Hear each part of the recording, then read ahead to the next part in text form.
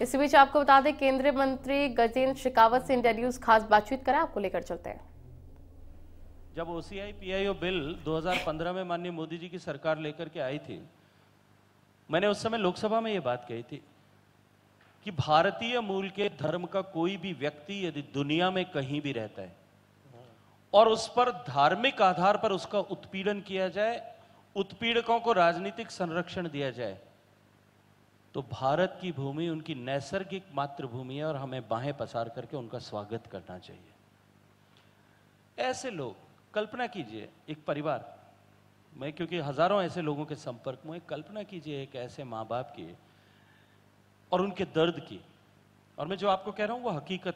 आपके सामने बयान कर रहा हूं, जिनके 3 बेटियां हों, सबसे बड़ी बेटी जिसकी उम्र महज 16 साल हो, छोटी बेटियों की उम्र 12-14 साल के बीच में हो, उन 2 छोटी बेटियों और उन माँ बाप के सामने उस एक 16 साल की बच्ची के साथ में 4-5 दरिंदे दुराचार करें, बलात्कार करें और उसके बाद में उसकी शादी उससे 5 गुना उम्र के व्यक्ति के साथ में जबरदन कर दी जाए, धर्म परिवर्तन कर दिया जाए, उन माँ बाप पर क्या गुजरी होगी? कलेजे में से आंसू निकले होंगे। उन माँ बाप के दर्द को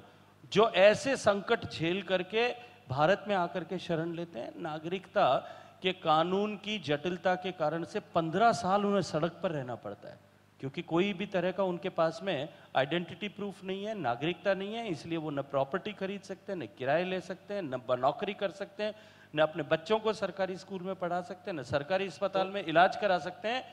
और न एक बैंक का खाता खुला सकते हैं, न टेलीफोन ले सकते हैं। ऐसी जिंदगी जीने को 15 साल तक मजबूर रहते हैं। उनके दर्द को दूर करने के लिए एक बार की निर्णय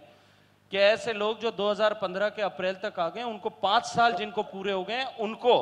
सहूलियत देंगे। ऐसे लोगों के लिए कानून लाया गया, उसको लेकर के मंत्री जी, मुझे बात पूरी करने दीजिए, इतना महत्वपूर्ण विषय है। ऐसे लोगों के दर्द को दूर करने के लिए जो कानून लाया गया, जिसमें सिर्फ नागरिकता देने का विषय था, उसको लेकर के समाज में किस तरह से समाज को मजहब में के आधार पर बांटने का षड्यंत्र किया गया, उन्हीं सारे लोगों के द्वारा जो आज इन किसान रिफॉर्म्स की बात के विरोध कर रहे हैं, वही सारे लोग थे। उन्हीं सब लोगों ने विरोध किया, उन्हीं सब लोगों ने शाहीन बाग बनाने का षड्यंत्र किया, देश भर में शाहीन बाग पैदा करने का षड्यंत्र किया, मजहब के आधार पर देश को बांटने का षड्यंत्र किया। किस लिए? सिर्फ अपनी राजनीतिक आकांक्षाओं की, राजनीतिक लक्ष्यों की पूर्ति के लिए। और क्या देश इन सब विषयों को देखता नहीं है? बट मंत्री जी, उनको, उन नौजवानों को और उनको क्या कहें जो दिल से उनका ओपिनियन है, उनका राइट टू प्रोटेस्ट है, वो कहते हैं भी हमारी भी आवाज है और हमारी आवाज सुनने के लिए कोई जारी नहीं, उनको क्या कहना चाहेंगे?